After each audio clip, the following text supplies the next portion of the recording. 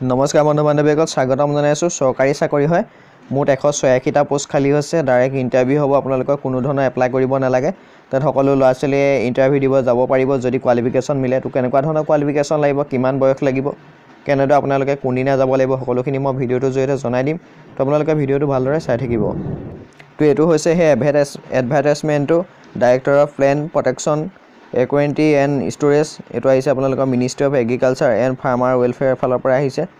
আৰু ইয়াত যিখিনি পোষ্ট আছে পোষ্টখিনি সবিশেষ মই আপোনালোকক জনাই দিম ইয়াত আপোনালোকে অলৰেডি জানে যে ডাইৰেক্ট ৱৰ্কিং ইন্টাৰভিউ হ'ব কোনো ধৰণৰ এপ্লাই কৰিব নালাগে আৰু সকলো জিলাৰ বেলেগ বেলেগ আছে আৰু ৰাজ্যৰ বেলেগ বেলেগ আছে তো আমাৰ গুৱাহাটী তথা আসামৰ যেটো হ'ব হেতু হ'ব আপোনালোকৰ ৰিজিয়নেল চেন্ট্ৰেল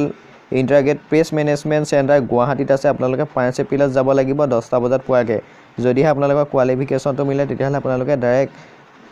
ইন্টাৰভিউ কাৰণে যাব লাগিব প্ৰথম বস্তু হৈছে আপোনালোকৰ টক্সিকোলজি এটা আপোনালোকে ডক্টৰেট ডিগ্ৰী পাস কৰিব লাগিব ভেটেৰিনাৰী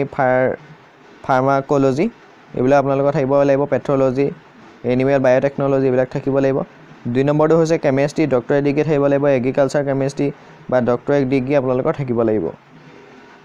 3 নম্বৰটো হৈছে এন্টমোলজি ডক্টৰেট ডিগ্ৰী থাকিব লাগিব এন্টমোলজি নাইবা আপোনালোকৰ নেমেটোলজি এইবিলাকত থাকিব লাগিব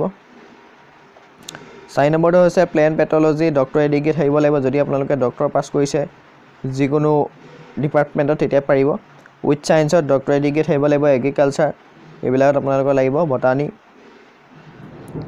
টেকনিক্যাল অফিচাৰ টিও টক্সিকোলজি মাস্টাৰ ডিগ্ৰী কৰা হ'ব লাগিব ভেটেৰিনাৰী সায়েন্সত নাইবা মাস্টাৰ ডিগ্ৰী কৰা হ'ব লাগিব ল্যাবৰেটৰী টেকনলজি কেমিষ্ট্ৰি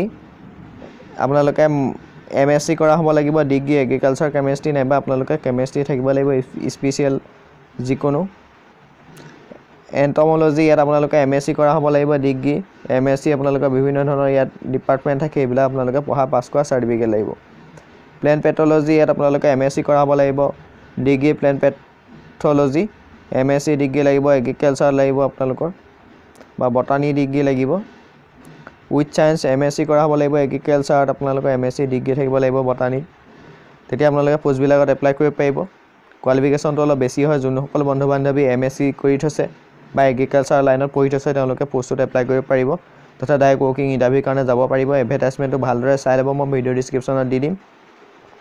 তো তাৰ কাৰণে আপোনালোকে চালাই দিব সিনিয়ৰ টেকনিক্যাল অফিচাৰৰ যিকিটা পোষ্ট আছে তাৰ কাৰণে 53000 দিব আৰু টেকনিক্যাল অফিচাৰ টিও কাৰণে দিব 37000 পাৰ মন্থ তাৰ পিছতে আহিলে আপোনালোকৰ এজ তথা বয়সটো 40 বছৰ ভিতৰত হ'ব লাগিব 45 বছৰলৈকে আপোনালোকে ৰেহাই পাব এসটি এসসি ওবিসি এমওবিসি সকলৰ সুবিধা আছে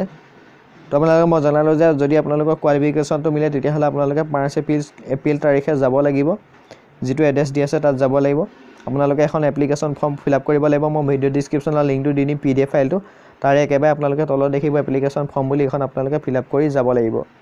তো তাৰে যেটো এড্ৰেছটো হৈছে আপোনালোকে যাব লগা মই অলৰেডি জনালো আমাৰ গুৱাহাটী যেটো হ'ব ৰিজিয়নেল চেন্ট্ৰেল এটো ইন্টিগ্ৰেটেড প্ৰেছ মেনেজমেন্ট চেণ্টাৰ গুৱাহাটীত আছে 5 এপ্ৰিলত আপোনালোকে যাব লাগিব ৰাতিপুৱা 10টা বজাত পোৱাকে ঠিক আছে তো ভিডিওটি মানখিনি ভিডিওটো ভাল লাগিলে কমেন্ট কৰিবা আৰু যদি আপোনালোকৰ কোনোবা এগ্ৰিকালচাৰ বা এমএসসি পঢ়ি থকা এগ্ৰিকালচাৰ ফ্ৰেন্ড আছে তেওঁলোকলৈ ভিডিওটো শেয়াৰ কৰি দিব আৰু যদি চেনেলটো এতিয়ালৈকে সাবস্ক্ৰাইব কৰা নাই সাবস্ক্ৰাইব কৰি সাইডৰ বেল আইকনটো দবাই ৰাখিব আহিবলগীয়া যিকোনো ধৰণৰ ইনফৰমেশন আপোনালোকে তেতিয়া সময়মতে পাই যাব তো এটো এলৈ ইমানেই ধন্যবাদ